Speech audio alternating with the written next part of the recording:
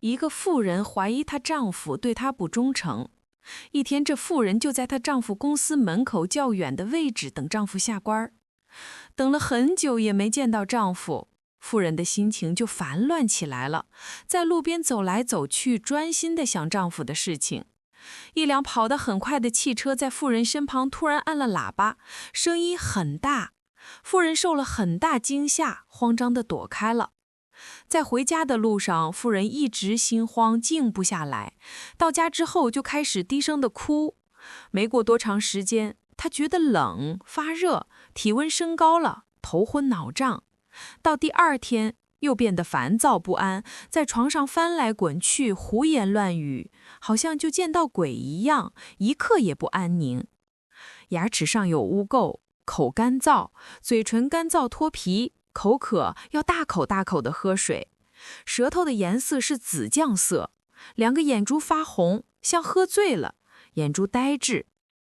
到了第三天，颈部的后部肌肉僵硬，头部和颈部不能自由活动，手和脚紧缩，不能自由地张开和弯曲，牙齿咬得紧紧的，两只眼珠往上翻。医生说这是静病。医生听了得病的过程之后，认为妇人在受到汽车喇叭声音惊吓的时候，皮肤的毛孔完全张开，风和冷侵袭了她的身体，从而导致怕冷和发热。又加上妇人平时长期心情压抑，这种情绪的积累会在体内产生内热，这内热叫郁热，这两股热导致了静病。医生写了处方，用白虎汤与泻心汤组合，再加入葛根、瓜蒌根、远志、石菖蒲。医生说，白虎汤与泻心汤把体内的热除掉，葛根、瓜蒌根除掉经络的热，远志、石菖蒲可以让心和情绪安定。医生的处方是石膏3两，也就是45克，知木4钱，也就是16克，炙甘草2钱，也就是8克，大黄3钱，也就是12克，黄芩3钱，也就是12克，黄连1钱，也就是4克，葛根4钱，也就是16克，瓜蒌根3钱，也就是12克，石菖蒲2钱，也就是8克。这是一天的量。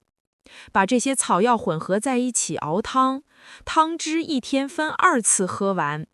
病人喝药后排出了第1次大便，皮肤就有汗出来了。排出了3次大便，发热就减轻了，静病也逐渐减退了。第二天早晨，静病就全好了。妇人睡得很安静，醒来后神志也清醒了，还吃了少量的粥，心更加觉得安静了，唯独身体还剩下一点点微热。第2次诊断时，医生还是用第1次诊断的处方，只是微微减少了大黄的重量。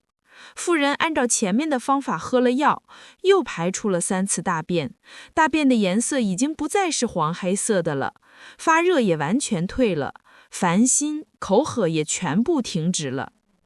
第3次诊断，医生担心妇人再次出现静病，又考虑发热的时候损失了津液，就把凉葛散和增液汤2种处方合用，并做了适当的加减。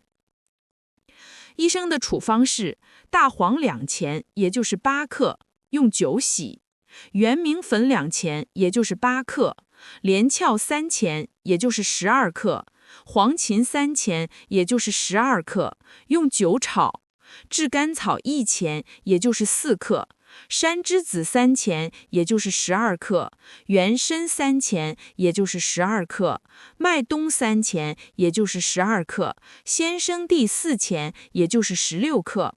医生总共给了妇人2天的药，妇人连续喝了所有的药，病就全好了。提示： 1. 静病是古医术名称，类似于现代医学中的肌肉痉挛或抽搐类疾病。2. 郁热是古医术名称，是情绪的长期积累在体内产生的内热，饮食没有控制等等原因也会导致郁热。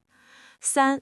白虎汤与泻心汤是在《伤寒论》中的处方名称，凉葛散和增液汤是近代的处方名称。4. 津液是身体里有滋润和养护作用的物质。5. 原文中草药重量运单位是两和钱，按照1两等于15克，1钱等于4克换算成单位克，便于观众去研究。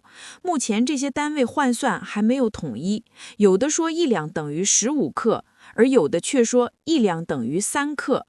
这样的换算在临床上也被广泛采用，而且有效。思考： 1. 妇人是晚上开始发病，最开始是低声的哭，医生没有讲这是为什么，观众可以进一步思考。2. 妇人的症状的发展过程是：第1天有觉得冷发热的症状，第2天有烦躁不安、口渴的症状，没有怕冷的症状了，因为治疗后只是提到了热退。到了第3天，有手和脚紧缩、2只眼珠往上翻的症状，同样没有怕冷的症状。这是不是说妇人的病是由外部渐渐进入内部，导致病渐渐加重的呢？如果在第1天就治疗，是不是就不会进入到内部的呢？为什么妇人的疾病从外部进入身体内部的速度这么快？是因为妇人得病之前身体的能量就缺少吗？比如津液不足。3. 醒来后神志也清醒了，还吃了少量的粥，心更加觉得安静了。粥为什么会让妇人更加安静呢？是粥能够生良性的津液吗？